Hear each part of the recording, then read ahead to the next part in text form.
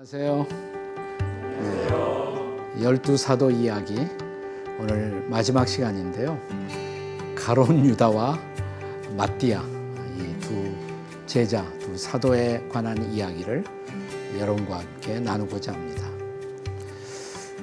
가룟 유다에 관한 가장 직설적인 성경의 증언, 요한복음 12장 4절이야 6절에 기록된 말씀을 먼저 한번 경청하시겠습니다.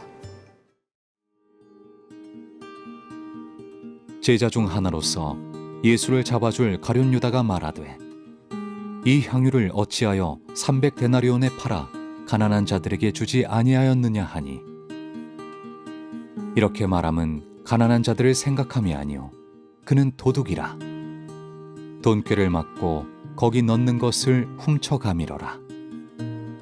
예수께서 대답하시되 내가 떡 한 조각을 적셔다 주는 자가 그니라 하시고 곧 한 조각을 적셔서 가룟 시몬의 아들 유다에게 주시니 조각을 받은 후 곧 사탄이 그 속에 들어간지라.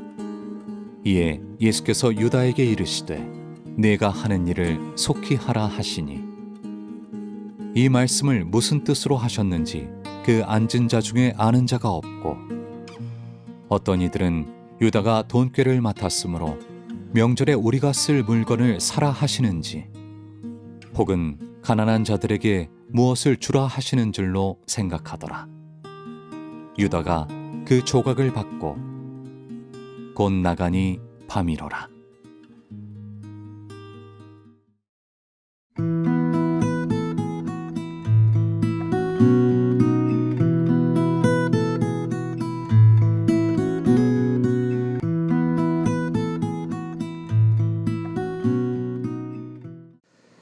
이태리의 어떤 화가가 소년 예수님을 그림으로 그리고자 했습니다.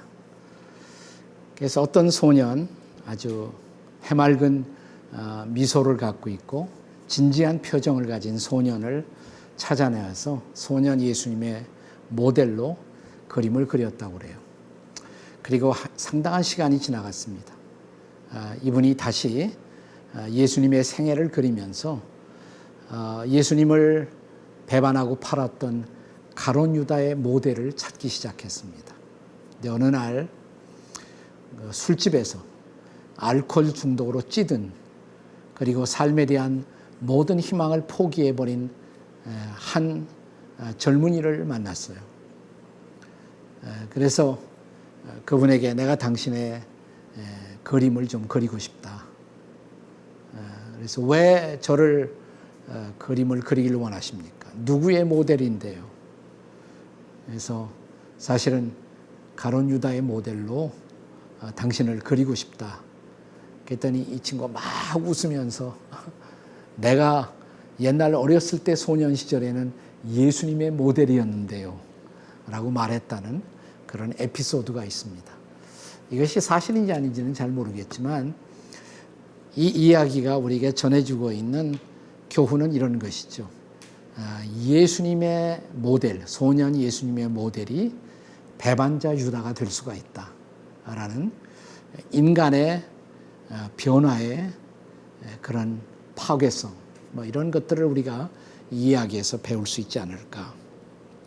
우선 우리는 그의 이름, 가롯 유다라는 이름을 좀 생각해 보겠어요. 가롯이라는 것은 지역입니다. 지역의 명칭입니다. 저 유대 나라 이스라엘 예루살렘에서 남쪽으로 가다 보면 헤브론이라는 도시가 있어요. 헤브론에서 조금만 더 남쪽으로 가면 가리옷이라는 가롯이라는 지역이 나옵니다.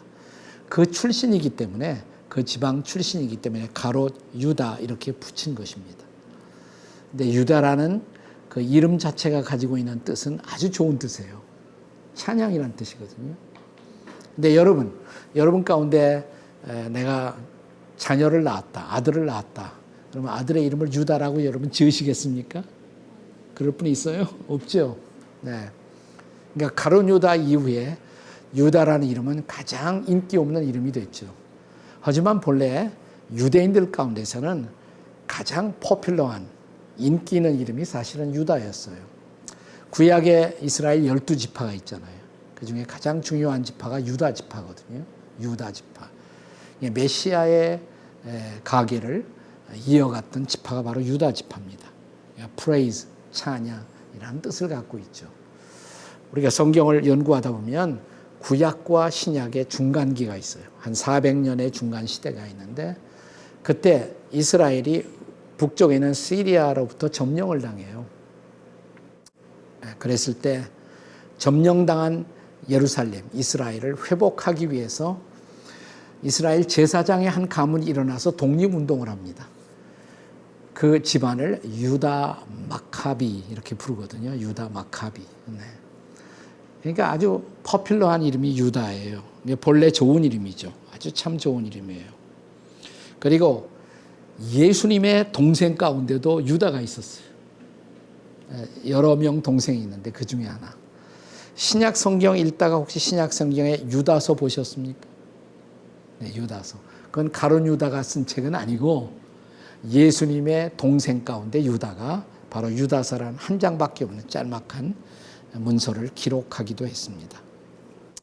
네.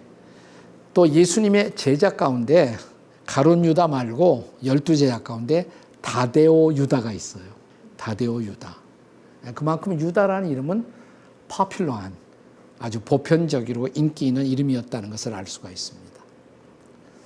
그런데 우리가 성경에 나타난 가룟 유다의 일생을 이렇게 추적하면서 그는 도대체 어떤 사람이었느냐, 그의 인물을 추적한다면 첫째로 우리가 그분에 관해서 그분은 적어도 피상적으로 보기에는 신뢰받을 만한 사람이었다.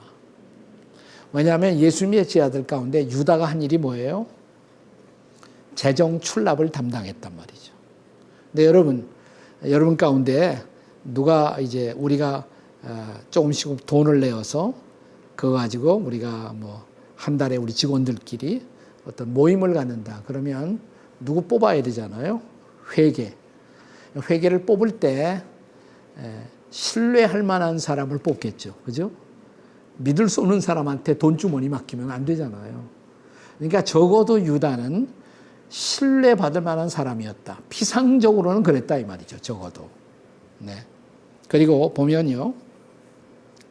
예수님이 어느 날 제자들과 식사를 하시다가 충격적인 말을 하세요. 너희 중에 하나가 나를 팔 것이다. 그때 제가요? 하고 저마다 물어봐요. 근데 중요한 것은 아무도 유다를 의심하지 않았다는 거예요. 그러니까 적어도 그는 피상적으로는 신뢰받는 사람이었다는 것이 분명합니다. 그럼에도 불구하고 그는 결국 자기 마음속에 있는 자라나는 내적인 욕망을 극복하지 못한 사람이었다.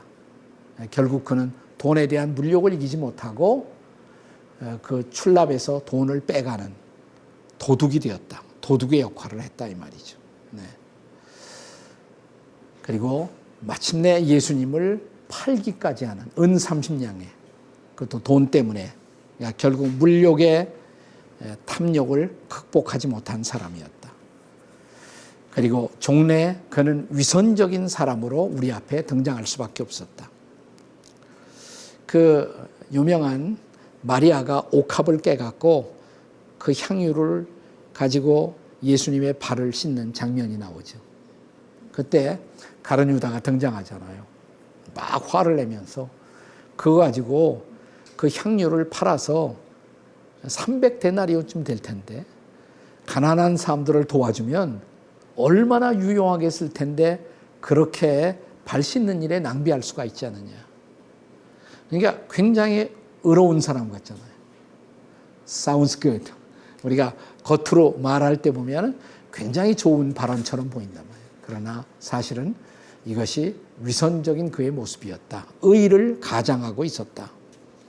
왜 그가 주님을 배반했을까? 이미 지적을 한 것처럼 자기 안에서 자라나고 있던 욕심을 극복하지 못했다. 이런 말이 있잖아요. 욕심이 잉태한 즉 죄를 낳는다. 또 돈을 사랑함이 일만하게 뿌리다. 돈은 필요해요. 근데 돈을 사랑할 수는 없는데 이 사람은 돈에 대한 탐욕에 빠져 있었다. 그리고 또 하나 지적할 것은 자기 성찰에 결국 실패했기 때문이다. 자기 성찰. 네. 자, 막 흥분하면서 이거 가지고 가난한 사람들을 구제하면 얼마나 좋을 텐데, 이때 자기 속에 있는 위선을 들여다볼 수 있었더라면 그는 오히려 회개할 기회가 있었는데 그러지 못했다 이 말이죠. 그는 자기의에 매여 있었다는, 허탄한 자기의. 그리고 무엇보다 중요한 것은 사단의 유혹을 극복하지 못하고 서서히 사탄의 유혹 앞에서 무너져 내려간 사람이다. 이제 흥미로운 것은요, 요한복음 13장에 보시면 맨 첫 번에 이런 구절이 나와요. 사단이, 마귀가 가룟 유다의 마음속에 예수를 팔려는 생각을 넣었더니 그랬어요. 저 예수님 팔면 나한테 돈도 들어오고 괜찮을 텐데, 생각으로 시작했어. 근데 같은 요한복음 13장의 거의 마지막 부분에 보면 뭐냐면 마귀가 유다의 속에 들어갔다 그랬어요. 사단이 처음에는 생각을 집어넣어. 생각. 예수님 팔면 어떨까? 그러다가 생각은 마귀가 파송을 하는 거고 나중에는 마귀 자신이 들어와서 점령해버리고 말았단 말이에요. 그런 사단의 유혹을 정하지 못하고 실패하고 마침내 예수님을 파는 그런 비극적인 제자가 되었던 이 사람. 이 사람이 뉘우칩니다. 후회를 했어요. 우리가 마태복음 27장 3절 4절에 보시면 자기가 뉘우치고 예수님을 팔았던 은 30냥을 제사장들에게 다시 갖다 줘요. 근데 안 받겠다 그러죠. 그러니까 뉘우침은 있었어. 근데 여러분, 뉘우침은 회개가 아니에요. 회는 뉘우침이에요. 근데 개까지 해야 고쳐야 되는데 그걸 자기 삶을 고치고 주님 앞에 왔어야 하는데 오지 못했어요. 그냥 뉘우치는 거로 끝났단 말이죠. 저는 종종 이런 생각을 합니다. 유다와 베드로 누구의 죄가 더 컸을까? 베드로도 예수님 부인했잖아요. 저주까지 했어요. 그러나 베드로는 닭이 울기 전에 회개하면서 주님 앞에 돌아왔어요. 그리고 마침내 주님을 위해서 일하는 사도로 자기의 삶을 바쳐요. 나 유다는 뉘우침에서 끝쳤다. 그리고 마침내 스스로의 목숨을 끊죠. 목을 매죠. 그리고 시체가 바위에 떨어져서 창자가 터져 나와서 그것으로 비극적인 일생을 맞았다. 이 사람은 예수님의 제자들 가운데 끼어 있었지만 사실은 구원을 경험하지 못해. 구원받지 못한 제자예요. 어떻게 하느냐? 요한복음 13장에서 제자들의 발을 씻기다가 제자들이 선생님이 어떻게 우리 발을 씻겨요? 안 돼요. 그러니까 예수님이 이런 말씀을 하세요. 네, 그래. 너희들이 다 깨끗해. 그러나 다 깨끗하진 않아. 아직 깨끗함을 경험하지 못한 사람이 있어. 그 뭐냐면 너희들이 나를 믿고 죄사함을 받았지만 거듭나지 못한 사람이 너희 중에 있다. 가룟 유다를 지칭하는 것이에요. 그러니까 제자들 속에 끼어 있었지만 예수님을 진짜 믿고 거듭나지 못했던, 구원받지 못했던 제자의 비극, 그것이 가룟 유다의 비극이죠. 우리 가운데 이런 유다의 비극이 있어서는 안 되겠죠. 가룟 유다가 우리에게 던지는 교훈, 상당히 의미심장하죠. 네? 가룟 유다를 통해서 우리가 다시 정리를 합니다. 네. 가룟 유다의 결국 배워야 할 중요한 교훈은 뭐냐면 우리 안에 자라나고 있는 욕심을 어떻게 극복할 것인가. 그리고 우리에게 회개의 기회가 왔을 때 어떻게 이 기회 앞에 반응할 것인가. 그러니까 가룟 유다에게 회개의 기회는 계속 왔어요. 아까 12제자의 발을 씻길 때에도 너희 중에 나를 팔 자가 있다 그러면 맞아요. 제가 그런 생각을 했어요. 회개했으면 되는 거예요, 그때. 그러나 그 기회를 잃어버렸단 말이죠. 네. 결국 기회를 잃어버린 비극, 유다의 비극이었단 말이죠. 그리고 마지막 회개까지 가죠. 주님 앞에 돌아오는 것 자리까지 오지 못하고 뉘우침으로 끝난 비극. 이것이 바로 가룟 유다의 비극이었다. 가룟 유다가 던지는 의미심장한 레슨을 오늘 우리 모두의 마음속에 같이 새기는 시간이 되었으면 좋겠습니다. 자, 이제 마지막 제자 혹은 마지막 사도 가룟 유다의 자리를 채웠던 마띠아라는 사도에 대한 성경의 증언, 사도행전 1장 12절 이하에서 함께 보도록 하겠습니다. 같이 말씀을 경청하시겠습니다. 제자들이 감람원이라 하는 산으로부터 예루살렘에 돌아오니 이 산은 예루살렘에서 가까워 안식일에 가기 알맞은 길이라.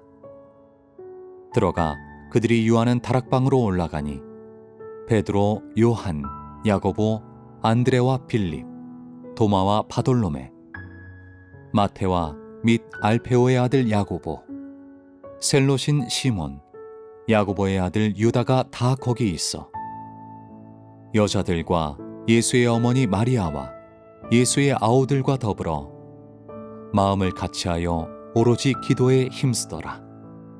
모인 무리의 수가 약 120명이나 되더라. 그때에 베드로가 그 형제들 가운데 일어서서 이르되, 형제들아, 성령이 다윗의 입을 통하여 예수 잡는 자들의 길잡이가 된 유다를 가리켜 미리 말씀하신 성경이 응하였으니 마땅하도다. 이 사람은 본래 우리 수 가운데 참여하여 이 직무의 한 부분을 맡았던 자라. 이 사람이 불의의 삭스로 밭을 사고 후에 몸이 곤두박질하여 배가 터져 창자가 다 흘러나온지라.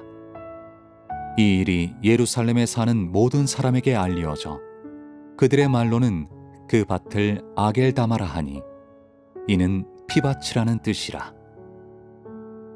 시편에 기록하였으되 그의 거처를 황폐하게 하시며 거기 거하는 자가 없게 하소서 하였고, 또 일렀으되 그의 직분을 타인이 취하게 하소서 하였도다. 이러함으로 요한의 세례로부터 우리 가운데서 올려져 가신 날까지 주 예수께서 우리 가운데 출입하실 때에 항상 우리와 함께 다니던 사람 중에 하나를 세워 우리와 더불어 예수께서 부활하심을 증언할 사람이 되게 하여야 하리라 하거늘, 그들이 두 사람을 내세우니 하나는 바사바라고도 하고 별명은 유스도라고 하는 요셉이요 하나는 마띠아라. 그들이 기도하여 이르되, 뭇 사람의 마음을 아시는 주여, 이 두 사람 중에 누가 주님께 택하신 바 되어 봉사와 및 사도의 직무를 대신할 자인지를 보이시옵소서. 유다는 이 직무를 버리고 제 곳으로 갔나이다 하고 제비 뽑아 마띠아를 얻으니 그가 11 사도의 수에 들어가니라.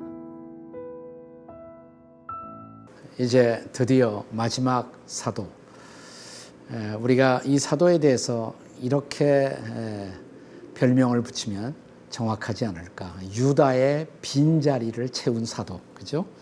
네, 유다가 탈락됐으니까 그 자리를 채웠던 사도가 마띠아다.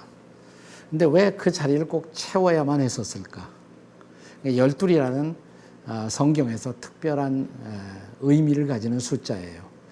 자, 구약 성경에 이스라엘 지파가 모두 몇 지파였습니까? 12지파죠. 그러니까 묻겠죠. 네. 예수님의 제자는 모두 12제자. 나중에 요한계시록 마지막 장에 보시면 새하늘 새 땅, 완성된 하나님의 나라, 그 나라가 임할 때 이렇게 보니까 거기에 12보석이 있었다 그랬어요. 12문이 있고 12보석이 있다. 12보석에 12사도의 이름이 있었다 그랬어요. 12사도에. 그러니까 12라는 것은 대표적인 또 완전함의 의미를 가진 숫자이기 때문에 비록 그 중에서 탈락자가 생겼지만, 유다가 생겼지만 빈자리로 놓아둘 수는 없었던 거죠. 그러니까 누군가를 채웠어요. 그 자리에 들어갔던 사람이 바로 마띠아라는 제자, 사도였다는 것입니다. 제가 이걸 공부하면서 계속 강조하는 것 중에 하나가 이겁니다. 제자와 사도의 개념이 조금 달라요. 제자는 배우는 사람이라는 뜻이고요. 제자로 출발해요. 근데 주님이 12 제자를 선택하신 이유는 그들이 사도 되기 위해서. 사도의 뜻은 뭐냐면 보냄을 받은 자다. 그들이 잘 배워서 훈련시켜 세상으로 보내서 세상을 변화시키는 자로 살아가도록 사도 되기 위해서 부르신 거예요. 그러니까 한 사람이 실패했지만 주님은 거기서 끝낼 수가 없었던 거죠. 그래서 마띠아를 보충하신 것입니다. 근데 도대체 사도의 자격은 뭐냐? 사도의 자격. 근데 성경에 보면 두 가지 자격이 필요했어요. 하나는 뭐냐면 예수님과 함께 있었던 사람. 그러니까 예수님이 이 땅에 계셨을 때 그분의 인생을, 삶을 목격했던 사람. 그리고 가장 중요한 것은 그분이 부활하신 것을 목격했거나 경험했던 사람. 그래야 부활의 증인이 될 수가 있으니까. 그러면 마띠아는 이러한 조건에 맞았을까? 충족시켰을까? 우리가 성경은 그 부분을 자세히 가르치진 않아요. 근데 사실은 12 제자 말고 예수님이 그 밖에 쓰신 다른 그리스도인들, 다른 제자들도 많이 있었어요. 예컨대 예수님이 둘씩 짝을 지어 전도하러 내보내실 때 몇 명 내보내셨습니까? 70명 생각나요? 네, 70인을 둘씩 짝을 지어서 내보냈다 그랬단 말이죠. 그러니까 12 제자 말고도 많이 있었던 거예요. 그러니까 그 역사가 가운데 유세비우스라는 사람은 마띠아가 이 70인 중에 한 사람이었을 것이다. 그러니까 예수님의 생애를 목격한 거예요. 그리고 또 고린도전서 15장에 보면 부활하신 예수님이 500명의 형제들에게 자신을 보이셨다 그랬어요. 그러니까 그 중에 아마 마띠아도 끼어 있었을 것이다. 예수님의 생애를 멀리서나마 보았고 또 부활을 체험했던 사람이 마띠아였기 때문에 우선 사도로 선출될 그런 퀄리피케이션이 있었다. 자격이 있었다. 자, 그래서 이제 선출합니다. 어떻게 선출되었을까? 제비 뽑았죠. 제비 뽑았어요. 지금도 우리가 제비 뽑아야 할까? 근데 사실 제비 뽑는 이런 습관은 사도행전 1장이 마지막이에요. 그 다음엔 제비 뽑았다는 기록이 없어요. 구약에는 많이 있었어. 구약에는 하나님의 뜻을 알아내기 위한 방편으로 제비 뽑기가 사용되었습니다. 이런 말씀 생각나시는지 모르겠어요. 잠언 16장 33절에 제비는 사람이 뽑지만 이를 작정하시는 것은 여호와 하나님이시다. 그러니까 수단에 지나지 않아. 결국은 일을 결정하시는 것은 하나님이신데 종종 구약에는 제비 뽑기가 하나님의 뜻을 알아내기 위한 방편으로 사용되었어요. 사도행전 1장에 보시면 두 사람을 마지막 후보로 천거하죠. 바사바라는 사람 그리고 마띠아. 그런데 두 사람을 앞에 놓고 그들이 먼저 성경을 읽습니다. 말씀 읽고 기도하고 그리고 두 사람을 천거한 다음에 두 사람 중에서 누구를 뽑을까요? 제비 뽑아서 마띠아를 뽑은 거예요. 자, 사실 이 먼저 한 명의 후보 바사바에 대해서는 이 사람의 별명을 사도행전 1장 23절이 어떻게 기록하는가 하니 바사바라고도 하고 별명은 유스도라 하는 요셉이라 이렇게 되어 있어요. 그러니까 이 사람은 별명도 있어. 스펙이 화려해, 더 스펙이. 근데 이 사람은 떨어졌어. 마지막 제비 뽑을 때 마띠아. 그러니까 마띠아가 스펙에 있어서는 훨씬 더 떨어졌고 아마 사람들은 다 바사바가 될 것을 예측했을지 몰라요. 그러나 하나님의 관점과 사람의 관점은 달랐고 의외로 마띠아가 뽑히게 됩니다. 그래서 가룟 유다가 빠진 그 자리에 들어가게 되죠. 저는 지금은 제비 뽑을 필요가 없다고 생각을 해요. 왜냐하면 하나님의 말씀이 기록된 말씀이 있고 기도할 수가 있고 우리가 더군다나 예수님이 가신 후에 보혜사 성령님을 보내주셔서 성령의 인도를 우리가 받을 수가 있기 때문에 우리가 성경 읽고 기도하고 성령의 인도를 통해서 우리가 합리적인 결정을 하면 지금은 꼭 옛날 구약시대처럼 제비를 뽑을 필요는 없다고 생각을 해요. 어쨌든 그래서 이제 마띠아가 뽑힙니다. 마띠아는 어떤 일을 일생 동안 했을까? 잘 몰라요. 성경에 기록하지 않아요. 아무것도 안 나와요.